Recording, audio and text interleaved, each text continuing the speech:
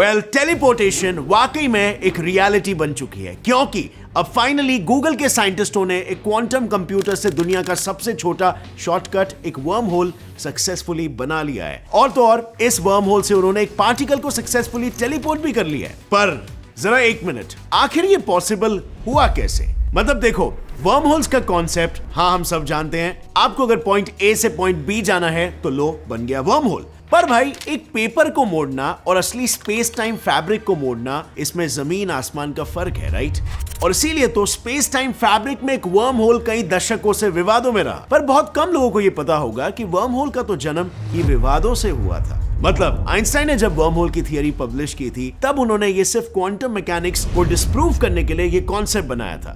तो देखो, साल 1930s की बात है, जिस दौर में आइंस्टाइन की रिलेटिविटी थियरी काफी प्रचलित थी और आइंस्टाइन इसी थियरी की वजह से काफी फेमस भी हुए थे। इनफैक्ट दुनिया भर के सभी साइंटिस्टों को आइंस्टाइन के साथ काम करना था। पर फिर उसी दौरान अचानक से क्वांटम मैकेनिक्स नाम की फिजिक्स की एक नई ब्रांच का जन्म हुआ।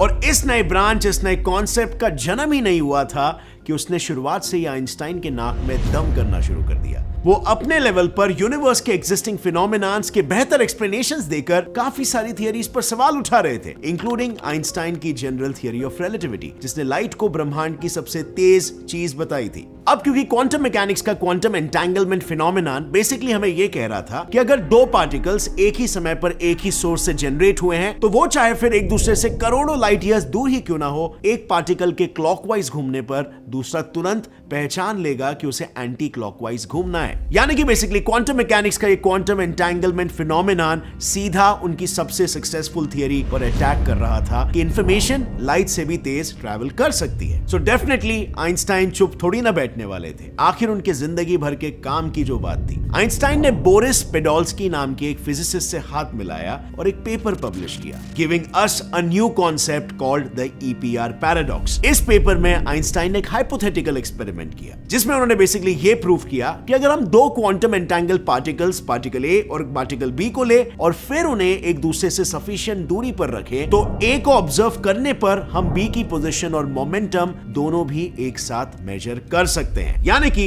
यहां पर गेम समझ में आ रहा है।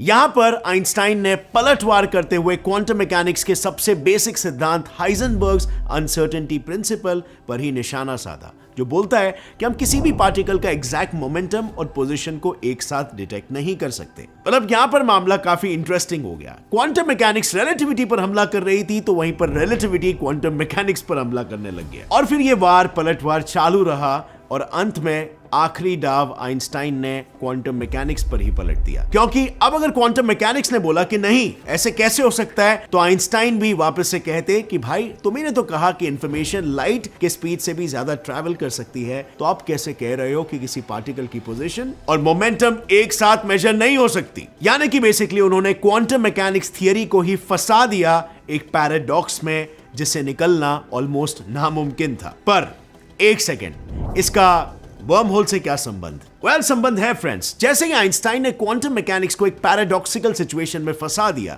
उन्होंने उसे एक फाइनल ब्लो देने के लिए एक और एक कॉन्सेप्ट दे मारा, the famous Einstein Rosen bridge, also known as the wormhole. So basically आप जिसे अब तक एक सोफिस्टिकेटेड कॉन्सेप्ट मान रहे थे, वो कॉन्सेप्ट असल में बस आइंस्टाइन के ईगो वॉर की पैदाइश थी। उन्होंने बेसिकली नेथन रोजन नाम के एक प्रोमिनेंट फिजिसिस्ट के साथ मिलकर एक पेपर पब्लिश किया, जिसमें उन्होंने ये साबित किया कि एक ब्लैक होल और एक व्हाइट होल साथ मिलकर एक वर्म होल भी बना सकते हैं, और ये वर्म होल किसी भी इंफॉर्मेशन को लाइट से तेज ट्रैवल करने का एक शॉर्टकट उपलब्ध करवा सकता है। यानी सांप भी मरा और लाठी भी नहीं टूटी, या शायद टूट गई।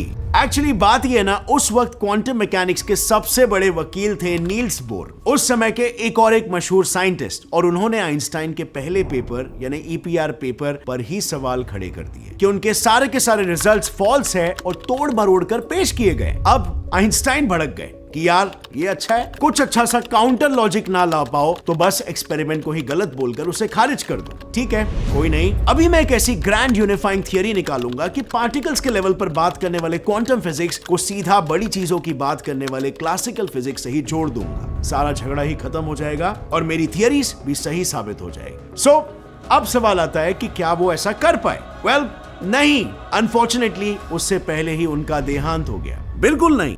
आइंस्टाइन की मौत के 49 इयर्स बाद एक फिजिसिस्ट लियोनार्ड सस्किंड ने ईपीआर और ईआर दोनों पेपर्स को बहुत ध्यान से पढ़ा और उनमें पहचाना कि दोनों ही पेपर्स असल में एक ही बात करते हैं, बस उनका पर्सपेक्टिव अलग अलग है। देखो, वर्म होल में हम किसी ऑब्जेक्ट को एक एंड से अंदर डालें तो वो दूसरे एंड से बाहर निकलता है, पर जरा सोचो वो ऑब्जेक्ट असल में है क्या? एक तरीके का डेटा ही तो है, राइट? जो उस ऑब्जेक्ट के मॉलिक्यूल्स, एटम्स और अन्य ऐसे पार्टिकल्स कैसे अरेंज है, इसकी इंफॉर्मेशन को कैरी करता है। इनफैक्ट क्वांटम एंटेंगलमेंट भी इसी तरह के डेटा के ट्रांसफर की ही बात करता है। एक पार्टिकल का स्पिन चेंज करो तो दूसरा अपने आप ही अपना स्पिन ऑपोजिट कर लेता है। बस फिर यही बात लियोनार्ड को क्लिक हो गई। उन्होंने कहा, जिस तरीके से एक वर्म होल चीजों को एक जगह से दूसरी जगह एक टनल के थ्रू ट्रांसपोर्ट करता है, बिल्कुल उसी तरह क्वांटम एंटेंगल पार्टिकल्स के बीच में भी एक तरह का वर्म होल ही बनता है जो इंफॉर्मेशन को इंस्टेंटली ट्रांसफर करता है। यानी लियोनार्ड की थियरी के हिसाब से अगर हमने क्वांटम लेवल पर एक पार्टिकल को एंटेंगलमेंट की मदद से एक जगह से दूसरी जगह पर ट्रांसपोर्ट कर दिया तो इससे वर्म होल्स का एक्सिस्टेंस भी प्रूव हो जाएगा और साथ ही हमें लैब में एक आर्टिफिशियल वर्म होल बनाना भी आ जाएगा। बस फिर क्या था, अब साइंटिस्ट एग्जैक्टली इसी काम में लग गए। हार्वर्ड के एक फिजिक्स प्रोफेसर डैनियल्स जेफरीज ने तुरंत एक worm hole teleportation protocol design किया, जिसमें उन्होंने क्वांटम कंप्यूटर से वर्म होल कैसे बनाया जा सकता है इसका स्टेप बाय स्टेप गाइड लिखा। फिर इस प्रोटोकॉल को टेस्ट करने के लिए कैलटेक की एक फिजिक्स प्रोफेसर मारिया शिरुपोलू अपनी टीम के साथ गूगल के पास पहुंची, जहां दुनिया का इकलौता क्वांटम कंप्यूटर साइकोमोर एस्टैब्लिश्ड है। ये साइकोमोर इतना पावरफुल है कि एक साधारण कंप्यूटर के 10,000 सालों का काम सिर्फ 200 सेकेंड्स में पूरा कर सकता है। यानी इसके हाथ लगते ही अब बारी थी बस वर्म होल को प्रैक्टिकली बनाने की। पर आखिर कैसे?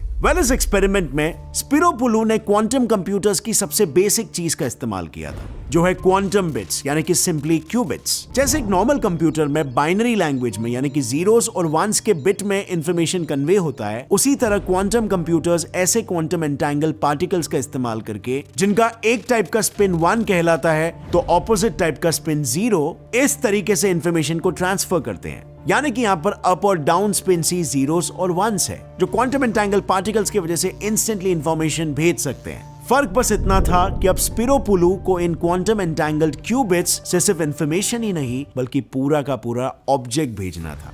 उसने साइकोमोर के 7 जोड़ी क्यूबिट्स लिए जो अपने पार्टनर्स से कुछ डिस्टेंस से सेपरेटेड थे, और फिर एक अलग क्यूबिट पार्टिकल को उन 7 क्यूबिट्स के पास लाकर उन सातों का स्पिन एक साथ उल्टा कर दिया। अब कोई गेस करना चाहेगा इससे आगे क्या हुआ होगा? जी हाँ, उन 7 क्यूबिट्स की ये इंफॉर्मेशन उनके 7 पार्टनर्स तक पहुंची और उन्होंने भी अपना स्पिन ऑपोजिट कर लिया। पर साथ ही एक शॉकिंग चीज ये हुई कि वो रेड वाला क्यूबिट अचानक से गायब होकर उन 7 क्यूबिट्स के पार्टनर क्यूबिट्स के यहाँ प्रकट हो गया। यानी फाइनली स्पिरोपोलू और उनकी टीम ने गूगल के क्वांटम कंप्यूटर्स का इस्तेमाल करके दुनिया का पहला आर्टिफिशियल वर्म होल बना ही लिया। लेकिन फ्रेंड्स, क्या ये एक्सपेरिमेंट लार्ज स्केल पर हो सकता है? स्पिरोपोलू ने न्यूयॉर्क टाइम्स के रिपोर्ट में कहा कि फिलहाल उन्होंने बेबी वर्म होल को जन्म दिया है और फ्यूचर में इसे होपफुली लार्ज स्केल पर भी ऑपरेट किया जा सकता है। हालांकि कई लोग उनसे इत्तेफाक नहीं रखते। क्वांटम कंप्यूटिंग के एक्सपर्ट स्कॉट एरनसन का यह कहना है कि अगर इस एक्सपेरिमेंट में वर्म होल बनाया गया है तो वो नक्की बस उसी तरह का वर्म होल होगा जो हमने शुरू में दिखाया था, पेपर वाला। लेकिन क्या इसका मतलब ये था अपने जिंदगी की क्रेडिबिलिटी को बचाने के लिए उन्होंने जो वर्म होल का कॉन्सेप्ट निकाला था वो वहीं पर खत्म हो गया? बिल्कुल भी नहीं। पर सिंस अभी ये एक्सपेरिमेंट और इसके स्पेकुलेशंस दोनों ही काफी शुरुआती स्टेजेस में है, आई थिंक हमें एक साइड चुनने से पहले थोड़ा सा ठहर जाना चाहिए और फिलहाल इसे एक बड़ा वर्म होल बनाने के फेलियर के बजाय इस तरह देखना चाहिए कि इन छोटे वर्म होल से हमें ग्रेविटी को क्वांटम लेवल पर समझने में मदद मिल रही है। क्योंकि एक बार अगर हम क्वांटम ग्रेविटी को ठीक तरीके से समझ पाए तो फिर आइंस्टाइन जिस ग्रैंड यूनिफाइंग थियरी को अधूरा छोड़ के गए थे तो उस विजन को आज की पीढ़ी पूरा कर सकेगी। बट सवाल यह आता है कि वर्म होल्स बनाकर हम जाएंगे भी कहां? साइंटिस्टों ने ऐसे प्लैनेट्स को ढूंढ निकाला है जो ह्यूमन लाइफ के लिए पृथ्वी से भी बेहतर है, और इस पर मैंने डिटेल में एक वीडियो बनाया है जिसे आप यहां पर क्लिक करके देख सकते हो। बहुत ही इंटरेस्टिंग वीडियो है। और अगर इस वीडियो से आपको कुछ भी नया सीखने मिला, एक लाइक जरूर ठोकना। Get set fly science channel को अभी सब्सक्राइब कर लो और बेल नोटिफिकेशन दबाओ ताकि आगे आने वाली हमारी कोई भी वीडियो की अपडेट आप मिस ना कर सकें। Stay curious friends, keep learning and keep growing. जय हिंद।